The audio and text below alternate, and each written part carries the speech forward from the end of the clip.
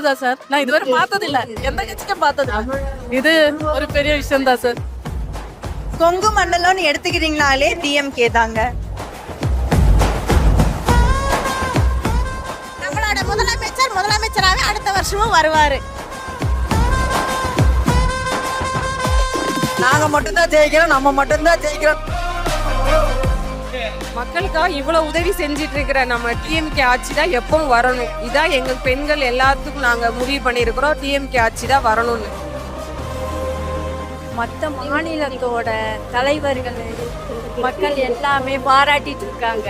இந்த மாதிரி ஆட்சி யாராலும் செய்ய முடியாதுங்க.